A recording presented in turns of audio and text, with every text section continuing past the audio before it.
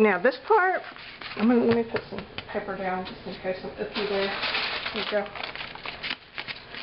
I don't know why I bother. My little cover thing is shot. Okay. Back side. We have the paper backing that is on the Wonder Under is on the back side. And if we peel it off, then we have another whole layer of Wonder Under that we can stick something else to. Now the instructions say on the Wonder Under package to let it cool and then peel the backing off. Okay, I have mixed results with that, and it may be because of the glue. You know, we sprayed glue on here, and there's a really good chance that some of it seeped under and glued the paper backing to, or glued the back of the Wonder Under to the paper. So you may have a little trouble peeling your backing off. If you do, don't panic. You'll get it. I do find that if it does start sticking, if you just heat it back up with your iron a little bit, it seems to peel off easier when it's warm. Even though the instructions say let it cool, but I just do sometimes have better luck with it warm. You just want to make sure that you're not peeling your Wonder Under off with it. Make sure that it's got that rough, webby stuff still stuck down.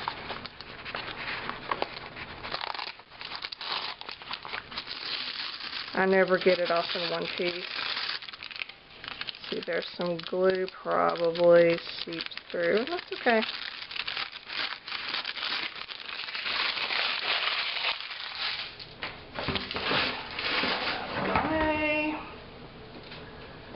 And what do we have? Just this one piece up here.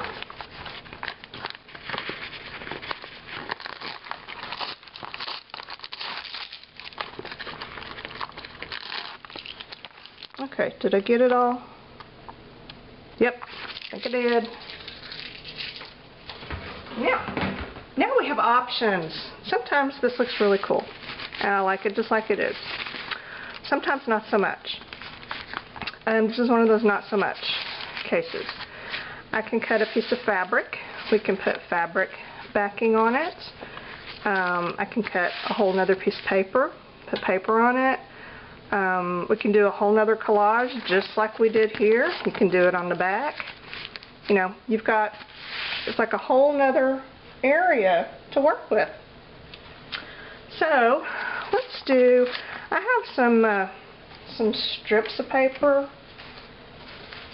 These are, I don't know if I have enough. We'll see. These are strips of paper off of one of my drop sheets, but they don't have a lot of paint on them. You know, they were the ones that, they were like the edges and stuff where there's not a lot. There's more paper showing than paint. So I'm going to use these on the back. And to do that, you just start piecing. Okay, before you do that, at this point, if you want to trim your edges, you can go ahead and do that, because once you put the ones on the back, you just sometimes completely lose where your edges are. So if you need to trim anything off, go ahead. You can use a paper cutter if you need it to be perfect, but since mine is likely going to be a book cover, I don't need perfection at this point, because I may end up folding it, cutting it down. Who knows? So, let's go to the back and just start laying stuff down. Let's see. When I do the strips, I usually start with the longest ones. I don't know why. It's just what I do.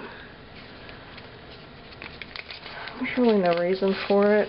I don't worry too much about these flat ends because they're going to hang off of the page anyway. So that doesn't bother me. As long as they're not on the page, I'm good.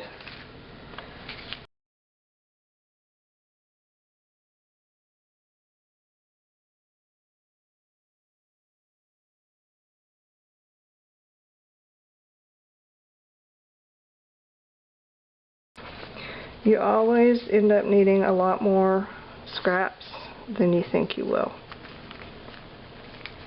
FYI. You're going to think, oh, I've got plenty. No, you don't. You're going to need more.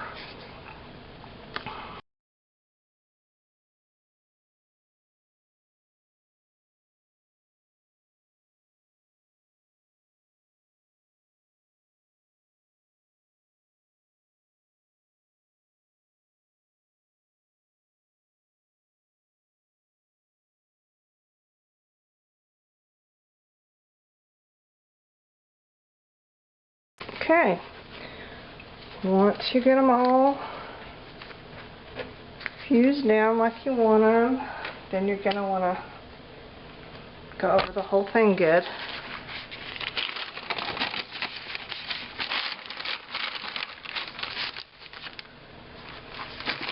Just give it a good ironing.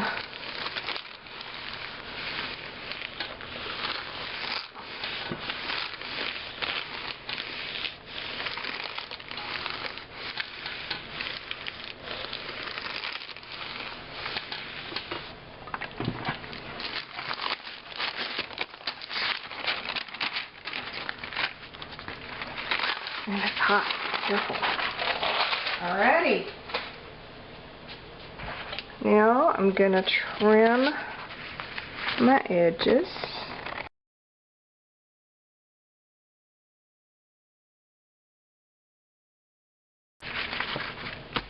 There you have it. There's our back side. Now I want to do my little glue thing to catch some of my loose ends.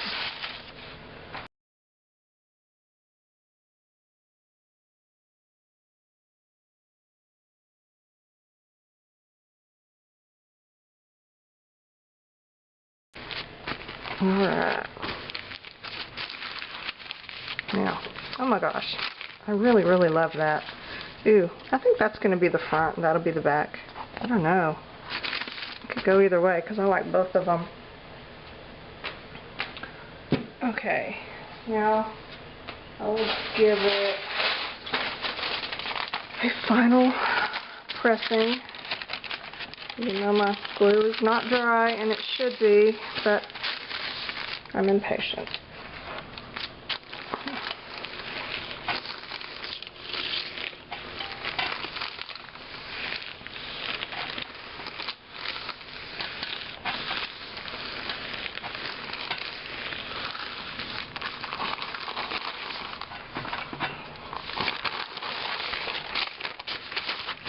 Ooh, I got stuff all over that. I'm not touching my iron to that side. I think I will just flip.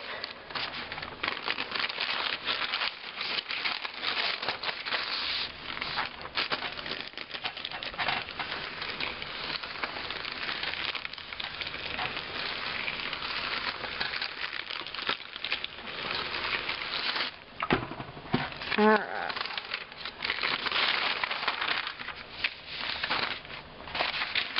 There is our almost finished piece.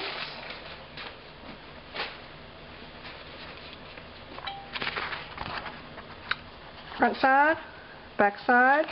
We've got good flexibility, even though we haven't sealed it yet, and it's pretty thin. You know, it's just paper on paper with that thin webbing in between. Which is something that's difficult to get with glue. Even a good acrylic medium or that spray stuff, it's hard to get this kind of flexibility. That's one thing I really love about the fusible webbing. So next step for this will be some sewing, which is totally optional. And since I know somebody is going to ask me exactly how I did it, let's just run upstairs and I'll try to film a little bit of the sewing part. Okay? Okay, be right back. Okay, now we will sew. And you don't need a fancy machine or anything. I've got a basic machine that I barely know how to work. I don't really know how to sew. I just know how my machine works, sort of. And I just use a straight stitch, kind of a long stitch length, not a real little tiny one. I find that if you use real little tiny close together stitches, it sort of perforates your paper and it can make it want to tear. So I use kind of a longer stitch length. Straight stitches, you can do zigzag if you want. I tend to use whatever color thread is already in my machine, and today it's purple. And for this size sheet, I should be okay, but if you do a bigger sheet like that other one I did, you're probably going to want to wind yourself maybe 2 bobbins, or be prepared to stop and refill your bobbin because you're going to use a lot of thread. And if you have a machine where, you know, I've read online where you can like lower your feed dogs or remove the presser foot to do that, you know, free range sewing. I haven't had good luck with that. When I take this thing off, I just end up with a knotted mess. So I just do the best I can with it just like it is, and it turns out okay. So, you know, if you are used to that crazy quilting thing and you have the machine and the know-how to do that, then go for it. What I usually do is start kind of around the edges, and I sew kind of close to the edges just to reinforce them, and then work my way in toward the middle, but no straight lines, all wavy, zigzaggy, whatever. So here we go.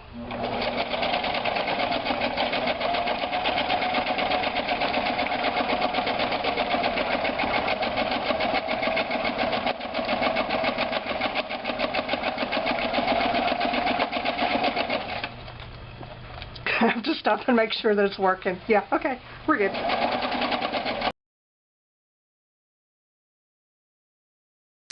If your paper's small enough, you can do circles too.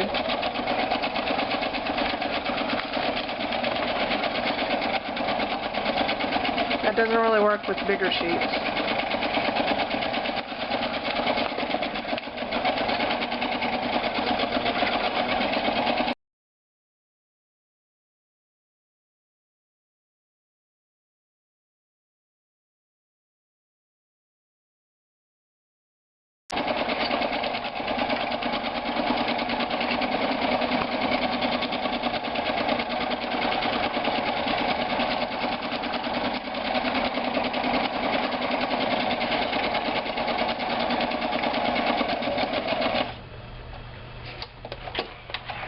And that's it. Trim it off. Trim off my other ones, and I just cut them. I don't back stitch or anything, and just cut them off close because I'm going to seal this. And okay, I'll have to stand up so I can see what you're seeing. Oh, yeah, there we go. Can you tell? I have the light at a weird angle. Okay, I'll have to do a good shot at the end so you can see what we've got. It's hard to see the stitches on this side. They're just more for texture. That's it. That's how you do it. And Mod Podge this sucker and call it done. Well, I was going to seal this and then take some pictures, but then I changed my mind and decided to wax it instead. If you've never used a wax before to seal your work, that is an option. It doesn't give as a protective a seal as like a Mod Podge or a gel medium, but it does do a lot to really add some sheen and bring out the colors in whatever you've got. So that's what I chose to do on this one. And all my papers are stuck down pretty good, so I didn't really see a need to add a coat of Mod Podge. I will go in and on my sewn ends, I'll put a little dab of glue there to hold those down. But as far as sealing, I don't know if you can even tell, but this is done. And what I use for a wax sealer, you can do this on any of your work, your mixed media stuff, your journal pages, your painted papers. This just makes an awesome little sealer. I use Daddy Vans all natural unscented beeswax furniture polish. Comes in a little thing like this. I forget how much it is. I don't know. It's not too bad. It lasts a long time, and you can get it. I get mine off of Amazon, and it's just a beeswax polish, and it's made for furniture, for wood, which it does actually fantastic on. I've used it for that too, but it's also good for your journal pages and painted papers and stuff. And I usually just take a paper towel and scoop some out, rub it in really good, then take another clean paper towel and kind of wipe off the excess, you know, wax on, wax off, that thing. So there's an option. If you don't want a Mod Podge, you don't want the brush strokes, you don't really need that much of a heavy sealer, but you want something on it to, you know, preserve the richness of the colors, because they do sometimes haze over and start looking funky after a while, you know, if you don't use a good high quality paint, and I don't. This Daddy Vans furniture polish and scented beeswax is what I use and what I love.